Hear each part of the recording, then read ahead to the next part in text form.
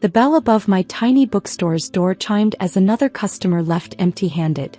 The reader's corner had seen better days, but it was mine. Every worn floorboard, every dusty shelf, every forgotten book. I'd built this from nothing after walking away from my family's real estate empire. Seriously, Olivia? My brother Thomas's voice made me look up from the monthly bills I was reviewing. Still playing shopkeeper with your little book collection?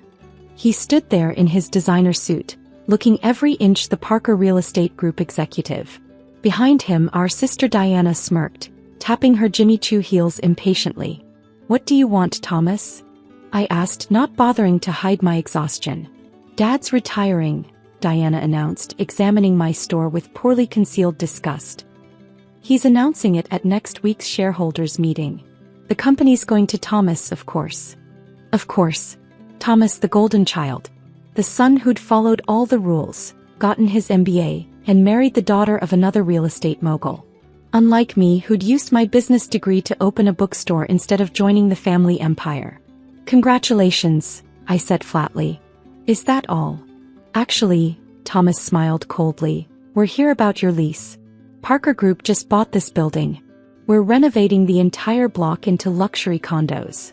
My heart stopped. "What?" 30 days notice, Diana said, dropping an envelope on my counter. "Don't worry, we'll handle clearing out all these books." He said the word like it was dirty. I opened the envelope with trembling hands.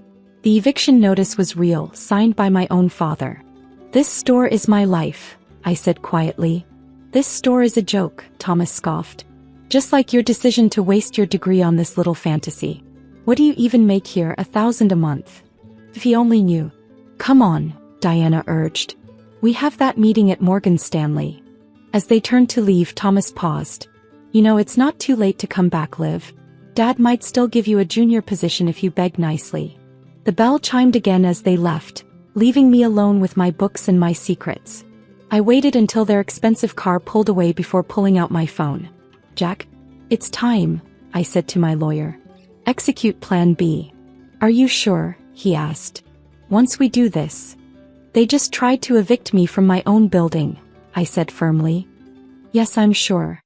What my family didn't know, what no one knew, was that the Reader's Corner was just the front. Behind the carefully curated image of a struggling bookstore was the headquarters of Phoenix Digital Libraries, the fastest-growing e-book platform in the country. While they thought I was playing shopkeeper, I'd built a digital empire worth billions. Every major publisher used our platform. Every university subscribed to our services. The tiny store was my sanctuary, my reminder of where I started. And the building? I'd bought it through a shell corporation 2 years ago, along with half the commercial properties in Manhattan. The Parker Group had just tried to buy a building I already owned. I looked around my beloved bookstore, touching the spines of old volumes. They thought this place was my weakness. They had no idea it was command central for my revenge.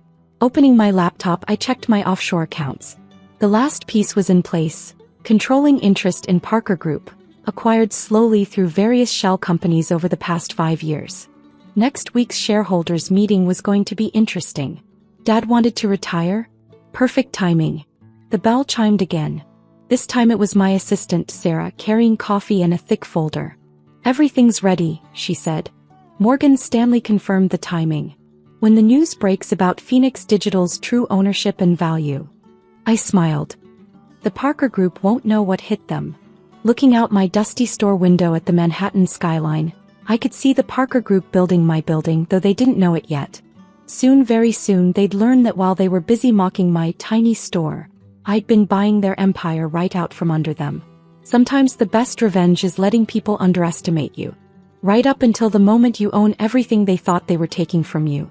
The morning of the shareholders' meeting, I dressed carefully in a designer suit I'd bought years ago but never worn. The struggling bookstore owner image had served its purpose. Today everything would change. As I walked into Parker Group's headquarters, memories flooded back. The marble lobby where Dad used to parade us around as children, showing off his perfect family. The elevator where Thomas once told me I'd never understand real business. The top-floor conference room where I'd announced I was leaving to open a bookstore, met with laughter and ridicule. "Miss, you need to sign in," the security guard called out. I smiled. Check your updated list. Olivia Parker, majority shareholder. His eyes widened as he verified his tablet. Word would spread fast now. In the elevator, my phone buzzed with a text from Sarah. CNBC breaking news ready. Wall Street Journal article goes live in 20 minutes. Morgan Stanley presentation prepared. The doors opened to chaos. Executives hurried through hallways, papers clutched in their hands, faces pale. My presence caused double takes and whispers. Someone must have checked the shareholder registry this morning. Olivia. Diana's voice cracked behind me. What are you doing here? This is a private meeting. Private for shareholders, I corrected, walking past her. Which I am. That's impossible, she followed me, heels clicking frantically. You can't afford. Breaking news. A TV on the wall interrupted her. Phoenix Digital Libraries, the ebook platform valued at $8.2 billion, reveals its founder and CEO, Olivia Parker. Diana stopped breathing. The conference room fell silent as I walked in. Dad sat at the head of the table, looking older than I remembered. Thomas stood frozen mid-sentence, his face turning an interesting shade of red. Please, I said smoothly, don't stop on my account. What is this? Dad demanded. Why are you here? The better question, I replied, taking a seat, is why are you trying to sell my building? Your building. Thomas laughed, but it sounded hollow. That deteriorating block we bought. Actually, my lawyer Jack interrupted, walking in with a stack of documents. Ms. Parker owns that entire block through Phoenix Holdings. In fact, she owns this building too. The room erupted in chaos. Board members whispered furiously, checking their phones as news of Phoenix Digital's true ownership spread. The stock markets would open soon, and Parker Group's shares would plummet as mine soared. Impossible, Dad whispered. That bookstore barely breaks even. I pulled out my laptop, connecting it to the presentation screen. The bookstore was never meant to make money, Dad. It was my cover while I built something bigger. Something you all thought I was too stupid to achieve. The Phoenix Digital platform appeared on screen. The same platform every major publisher and university now depended on. My platform. My empire.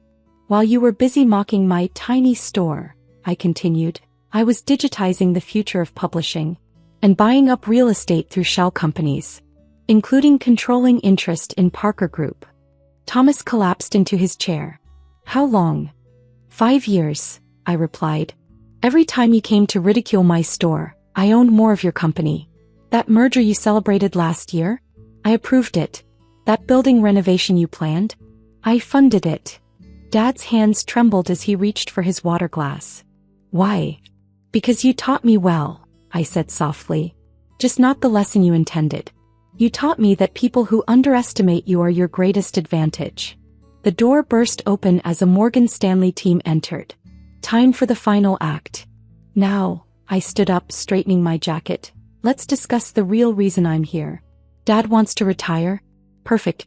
But Thomas won't be taking over. Then who? Diana demanded. I smiled, thinking of my beloved bookstore downtown. Sometimes the smallest shop hides the biggest secrets. And sometimes the daughter you dismissed builds an empire right under your nose. The Morgan Stanley presentation began, showing exactly how completely I now controlled the company that had once rejected me. Sometimes revenge doesn't need to be loud. Sometimes it just needs to be thorough. By evening, the business world was buzzing with headlines. Phoenix Digital CEO acquires Parker Group. Bookstore owner revealed as tech billionaire. Olivia Parker, the silent empire builder. I sat in my my office, looking out at the city lights. The door opened softly. The papers are all signed, Jack announced. You now officially control both companies. And my family? Thomas resigned. Diana too. Your father. Jack hesitated. He's waiting outside. I nodded. Send him in. Dad entered, looking smaller than I remembered. Gone was the arrogant real estate tycoon who'd laughed at my bookstore dreams. In his place stood an old man who'd just realized how badly he'd underestimated his daughter. That store, he said quietly. All those times we mocked you. Was exactly what I wanted, I finished. The perfect cover. Who would suspect a failing bookstore owner of building a tech empire? He sank into a chair. You bought everything, didn't you?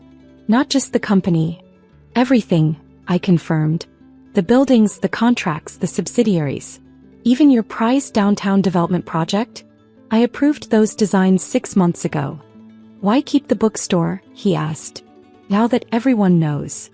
I smiled, thinking of my beloved shop. Because it reminds me of something important. Never judge a book by its cover. My phone buzzed, a message from Thomas. We should have listened. We should have seen. Yes, I typed back. You should have. Dad stood to leave, then paused. What happens now? Now. I looked around the office, already planning changes. Now I run both companies. Phoenix Digital continues revolutionizing publishing, and Parker Group enters the 21st century. And the bookstore? Stays exactly as it is, I said firmly. A reminder that small dreams can hide big ambitions. After he left, I went down to the lobby. The doorman, who'd known my secret for months, smiled. Good evening, Miss Parker. Good evening, James. If my brother comes by. He grinned. Don't worry. I'll enjoy telling him again who owns the building. In my car, I directed my driver to the Reader's Corner. The store was closed, but lights spilled from the windows. Sarah was inside organizing books. Keeping up appearances? She asked as I entered. No, I replied, running my fingers along the familiar shelves. Keeping perspective. The bell above the door chimed softly, the same sound that had accompanied years of mockery from my family. Now it sounded like victory. I picked up an old copy of The Art of War and smiled. Sometimes the smallest store can hide the biggest secrets. And sometimes that's exactly the way it should be. The next morning, a new nameplate appeared on the bookstore's door, below the faded Reader's Corner sign. Olivia Parker, owner. Parker Group and Phoenix Digital CEO. Because sometimes the best revenge isn't just succeeding, it's succeeding so completely that they never saw it coming.